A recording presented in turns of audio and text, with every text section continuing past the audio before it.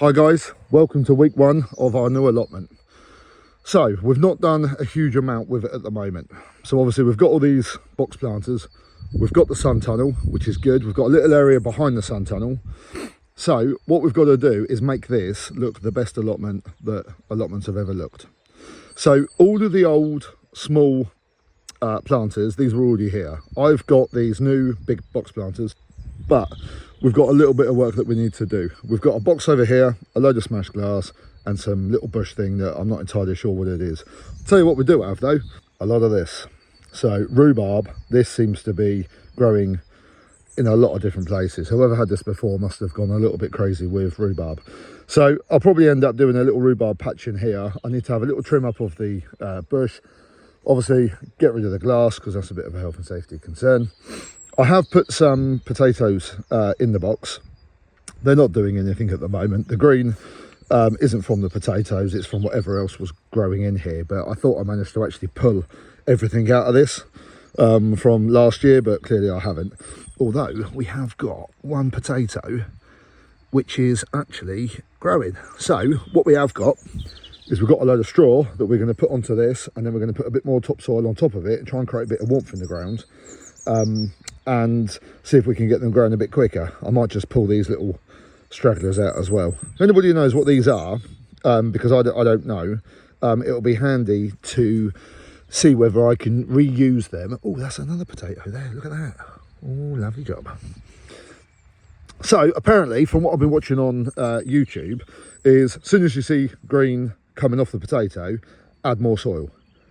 I'm assuming that's correct, and that's pretty much what we're going to do. But people have also been mixing in straw. So we've got the straw, put that in here, put the topsoil on top, create some warmth, let them grow. So finish off the little bit of a tour with the allotment then. So I've got some garlic in over there. I'll show you that one in a second. What we're also doing is I want to make it so it's nice, clean and tidy and looks presentable. So we're putting some tray down, and we're also putting mulch down, so we can actually walk around and get to everywhere where we need to get to. And that will also help kill off all of the grass and other bits and pieces that we've got growing through. So obviously tarpaulin wise, I don't think this has really worked. I thought I had a brainwave of using some old tarpaulin sheets, put them in the bottom, and that will then kill everything off. Don't think that's actually working, because I put this down, I think it was like 3rd or 2nd week in January, and look, this is still growing. So this clearly doesn't work. I'm gonna have to revisit this. For some of these box planters, I think I might actually just do the cardboard on top and then the no dig method. I know that's a bit lazy, but it's March now, 1st of March, and I want to obviously try and get as much growing as we physically can. Okay, so that is the plan at the moment. If we come down, obviously sun tunnel, we need to give this a really good clean. The only issue is at the moment, that's the tap, and the tap has been turned off because it's obviously winter. I need to find out from the people that manage this when the tap comes back on, because I'd love to get a hose pipe on here, get some soap, give this a clean, and I assume if we give it a clean, we'll get more sunlight go through because it will be lighter and brighter, and we should get obviously a better yield of plants. This area at the back, we've got some beautiful little flowers growing, but this is a bit of a dead space at the moment. And I'm not entirely sure what to do. I am keen on starting some mushrooms in here. So I have got some mushroom pellets, and I need some logs so I can actually start doing it properly. But I think what I'm going to do to start off with is I'm going to square this off down to the peg, down to the corner and back, and make this, probably rotivate it and actually make it so it's actually, you know, looking a little bit more appealing. And then I'll see if I can make some sort of cover in here, and then have the mushrooms in the logs growing in the sort of dark out the back of the allotment. I think this is going to help with the hedge line, because the hedge line, once it starts getting full, we're going to end up having shade in this area, which is again going to be perfect. The only other thing is I need to have a little look and a bit of a research of what sort of veggies and fruits would be best grown in an area that's not full of sun.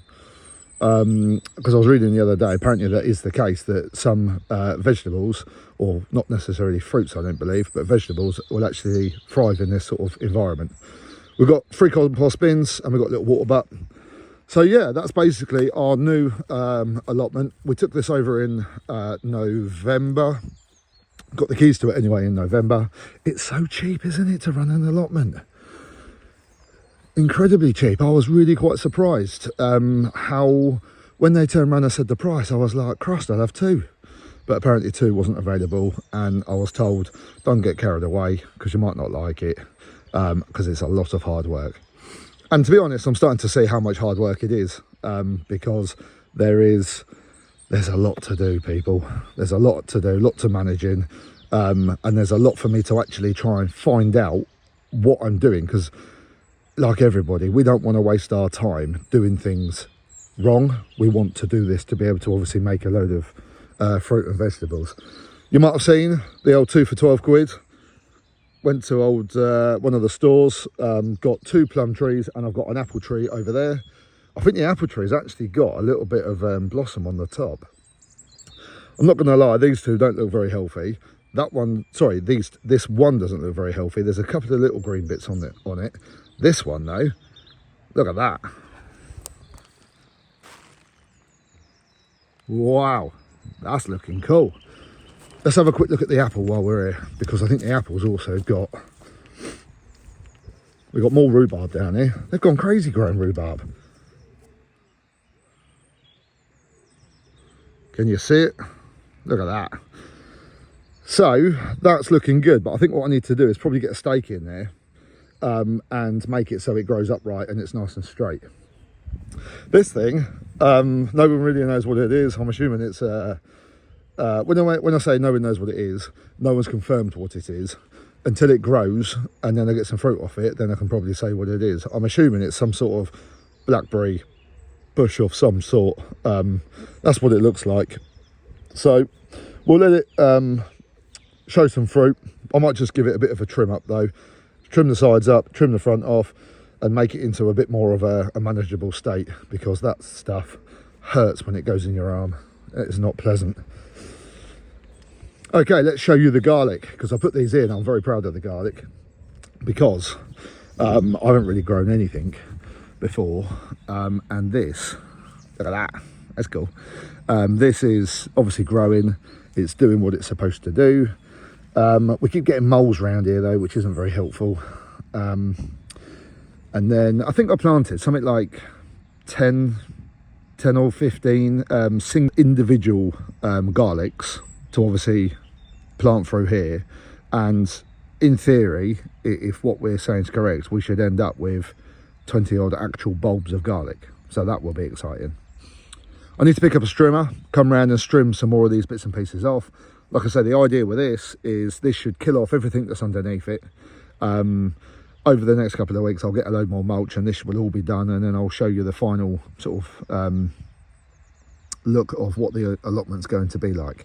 But like I said, we've got a lot of work to do first.